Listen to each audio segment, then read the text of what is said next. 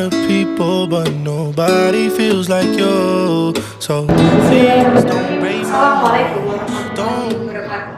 Innal hamdalillah nahmaduhu wa nasta'inuhu wa nastaghfiruh wa na'udzu billahi min shururi anfusina wa min sayyiati a'malina. May yahdihillahu fala mudilla lahu wa may yudlil fala hadiya lahu. Amma ba'du. Kembali lagi di Sabar seri baru part 6. Kali ini kita akan membahas tema terkait kupas tuntas perempuan. Ya, bersama Mbak Lucy Nabila Fares. Don't break my heart. Trust me, I've been broken before. I've been broken. Yeah, I know how it feels to be. Perkenalan dulu, Mbak. Love isn't real. I'm still hurting. Aku sudah berparas dari kami CN. Aku dari Trust you. sempat di Ikatan It's always you. Oke, terima kasih. Menarik sekali ya. Jadi pada kesempatan kali ini kita akan membahas kupas tuntas perempuan. Nah, sekarang di awal dulu, perempuan itu yang seperti apa sih? perempuan. Aku biasanya pakainya memang rasanya pakai perempuan karena banyak juga orang di luar sana yang menggunakan frasa wanita. Bagiku kedua kata ini berbeda, satunya wanita, satu perempuan. Di dalam alam bawah sadar terus dari beberapa buku yang membaca di sejarah juga dua kata ini punya makna yang berbeda atau punya stigma yang berbeda. Perempuan itu bagiku lebih seorang yang punya otonomi, sedangkan wanita itu walaupun memang artinya sama, dari KBBI sama, cuma pandangannya dari sisi historisnya itu berbeda. Wanita itu digunakan oleh orang-orang Indonesia itu ketika zaman Orba, zamannya Akbar. Nah, di Orba itu perempuan banyak sekali mendapatkan penindasan atau diskriminasi, baik itu secara langsung atau secara tidak langsung. Nah, salah satu bentuk penindasan secara tidak langsung ini melalui kata wanita, atau seringkali diidentikan waktu itu sebagai wanita itu wani dikata gitu. Jadi spiritnya itu berbeda ketika kita menggunakan perempuan dan wanita. Itu sih, jadi perempuan itu empunya manusia, empunya atau sumbernya atau intinya dari manusia itu ya sebenarnya perempuan gitu. Nah, kemudian setelah kita tahu definisinya, kita akan membahas terkait ranah perempuan. Yang harusnya kita sama-sama belajar terkait sebenarnya perempuan itu kita berada di ranah mana aja sih? Ketika kita tidak paham terkait ranah kita, maka ya kita akan santai-santai, kita akan selalu orientasi dengan masalah. Kenalnya gimana? Di dalam soal ranah kita sebetulnya bisa mengklasifikasikannya menjadi dua ranah. Yang pertama ranah publik dan ranah privat. Nah, dua ranah ini atau dua ruang ini itu sebetulnya tidak bisa saling dipisahkan atau kita secara serampangan, secara bebas mendikotomikan antara dua ruang ini, karena ketika kita ingin ingin atau percaya soal kesetaraan gender atau kesetaraan antara perempuan dan laki-laki, kita perlu juga menyetarakan kedua ruang ini. Jadi selama ini yang kita pahami adalah ruang yang baik adalah ruang publik dan ruang domestik atau ruang privat itu adalah ruang yang terbelakang. Padahal enggak, dua ruang ini adalah dua ruang yang memang bisa ditempati oleh laki-laki dan perempuan. Dua ruang ini juga sama-sama bagusnya, sama-sama kerennya, sama-sama prestisnya itu. Jadi peran perempuan itu bisa juga di dua ruang ini. nggak cuma perempuan, laki-laki juga keduanya ini oke-oke aja. Jadi aku lebih ke what is your passion? Passionmu itu apa sih sebetulnya? Oh ya, soal passion kan tadi. Dan gimana perempuan itu memaknai dirinya, baik itu di publik atau di privat. Jadi aku nggak memaksakan semua perempuan itu harus gopak semua gitu nggak. Jadi perempuan yang di ruang publik sama di ruang privat itu sama-sama kerennya, sama-sama bagusnya. Ketika nanti suatu saat dia suka atau memaknai dirinya dari kehidupan domestik, aku suka mengeksplor itu di rumah aja, misal lewat karya-karya tulis buku kah, atau buat kreativitas yang lain kayak misalnya melukis. Terus kalau apa namanya yang mungkin suka tulis kayak Dewi Chandra itu, dia pabriknya juga keren, privatnya juga keren. Hal-hal yang dilakukan di luar rumah dan di dalam rumah itu sama-sama kerennya. Terus alatku itu yang bentuknya kreatif dan itu dilakukan di rumah, that's very good. Itu keren juga. Terus yang di luar, mau dia ikutan organisasi, mau ikut apa namanya politik praksis di partai, di pemerintahan, terus kerja di kantoran dan lain sebagainya, itu sama-sama keren ya sama yang di privat. Jadi yang penting yang harus ditanamkan sama perempuan itu adalah bagaimana perempuan itu percaya sama dirinya sendiri tanpa dipaksa oleh orang lain. Ya, aku pengen jadi ibu rumah tangga dan berkarya dari rumah, that's okay. Terus aku pengen berkarya di luar rumah nih, kerja, berkarya dan lain-lain, it's okay. Keduanya sama-sama keren. Itu sih poinnya. Dua orang itu yang harus dipegang sama laki-laki dan perempuan. Berarti di sini perempuan tuh bebas memilih. Bebas memilih maupun privat. Kemudian oke, ketika sekarang kita memutuskan bahwa kita akan di ruang publik. Nah, ini penting juga kita belajar bagaimana perempuan ini bisa speak up. Kemudian kita bisa juga ikut ambil dalam suatu keputusan atau suatu kegiatan yang itu tidak menggunakan antara laki-laki dan perempuan, semuanya sama dan bahkan kita akan saling melengkapi. Ini bagaimana sih Mbak Kira? Apa pentingnya, seberapa pentingnya perempuan masuk di sini? Oke, soal perempuan yang harus ya, aku nggak bisa mengharuskan, tapi ini udah ada sebetulnya di dalam diri perempuan, dimana perempuan itu harus berani.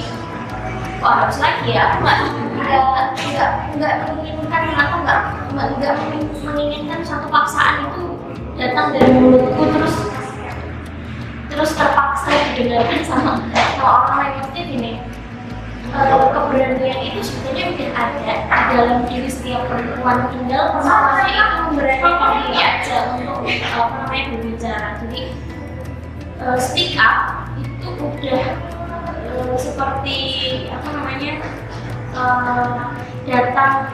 karena kita seorang manusia gitu loh. Jadi kalau kita manusia ya kita pasti berani buat bicara. Karena kenapa itu penting? Karena memang suatu pesan itu bisa tersampaikan ketika dikirimkan atau dideliverkan gitu loh.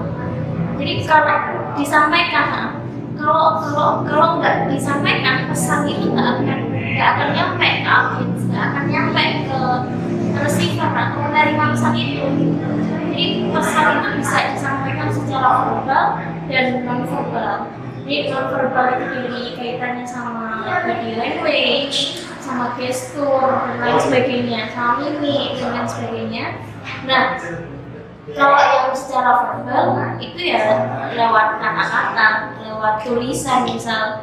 Jadi mungkin banyak orang yang akan bicara kalau enggak kan ada yang introvert, ada yang extrovert, yang lain laki-laki bisa nah kayak gitu sebetulnya bisa disiasatin dengan apa namanya metode yang lain seperti kalau nggak berani bicara lewat kata-kata, lewat mulut, kita bisa bicara lewat tulisan gitu. Jadi sebetulnya banyak cara untuk mengungkapkan sesuatu atau membicarakan sesuatu. Nggak cuma dari tulisan juga, dari lukisan pun. Lukisan itu juga ya menggambarkan apa yang ada, apa namanya, menggambarkan pesan yang mau kita sampaikan, entah itu pesan dari hati, pesan sosial dan lain-lain. Nah, sebelum kita menginjak ke pesan untuk perempuan, sedikit akan saya singgung terkait akademik organisasi, terutama perempuan ya.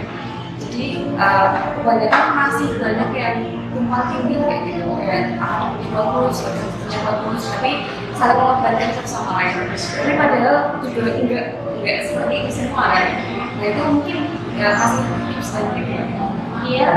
Biar kita bisa menyeimbangkan keduanya, atau apa ya, kita bisa berkontribusi di organisasi tapi juga kita akademik juga masih bisa. Oke, jadi gini, itu penting banget sebetulnya untuk dipahami, nggak cuma perempuan tapi juga laki-laki.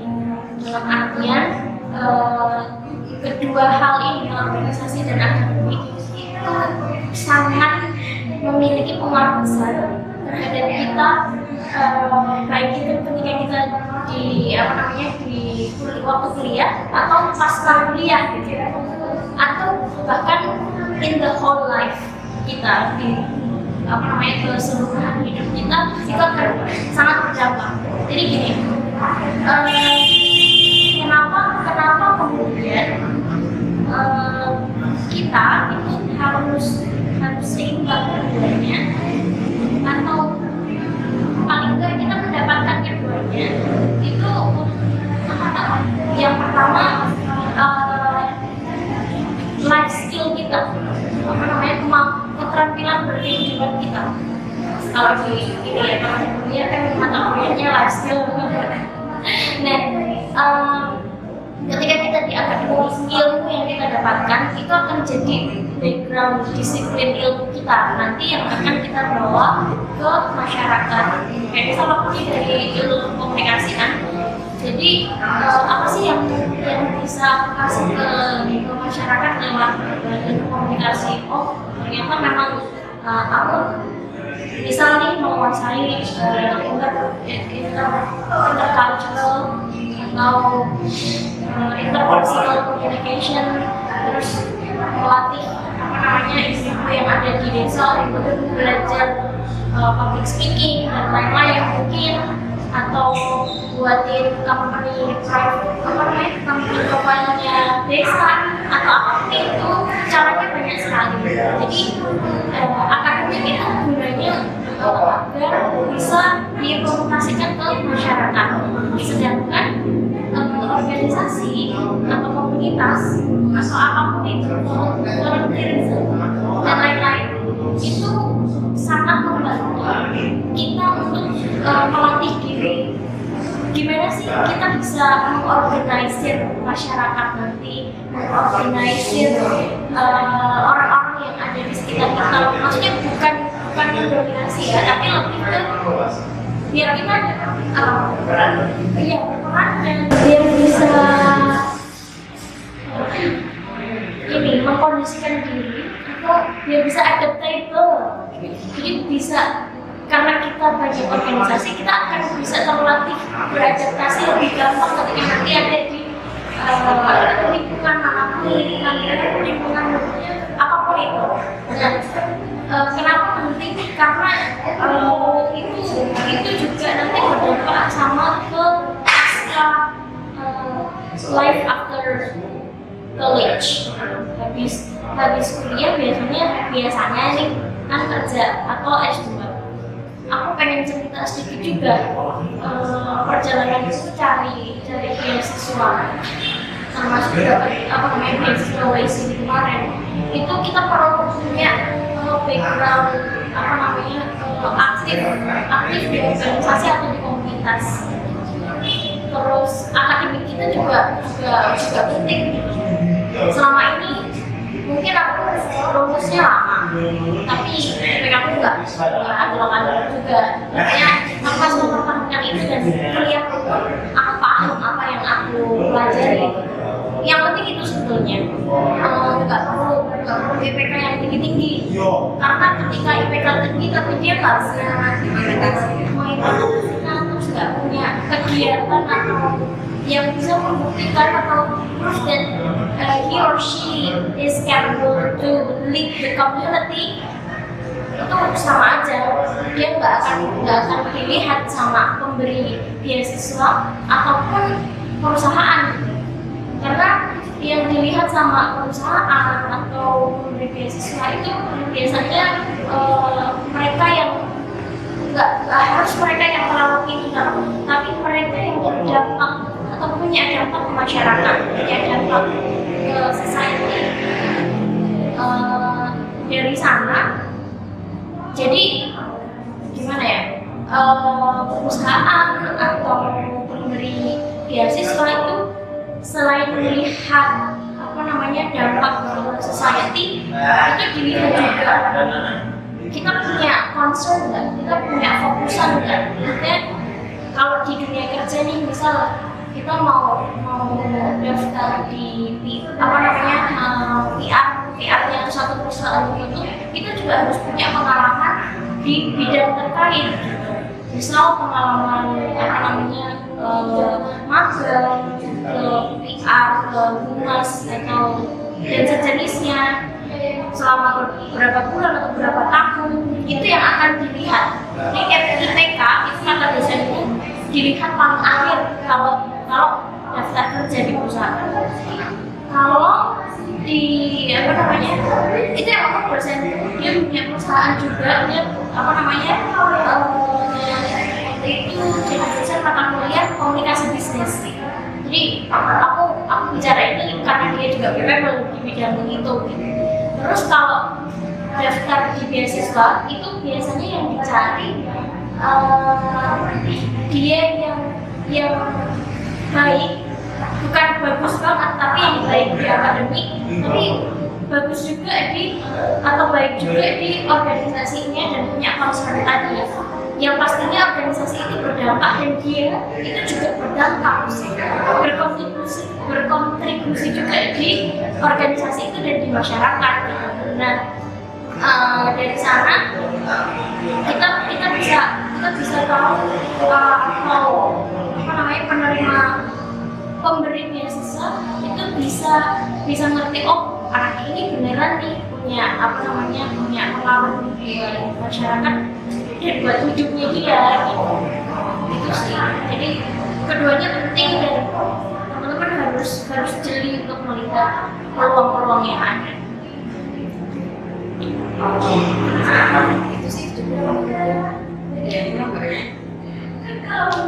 Atau cocok gimana aja ini. Nah, terakhir nih, pesan buat perempuan di luar sana itu apa?